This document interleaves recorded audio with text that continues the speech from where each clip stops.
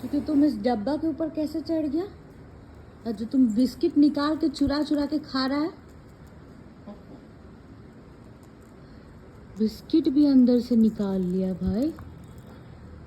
पहले तुम चढ़ा कैसे इतना ऊंचा टीटू? चोर कहेगा, टीटू चोर। रखो बिस्किट, बिस्किट रख दो।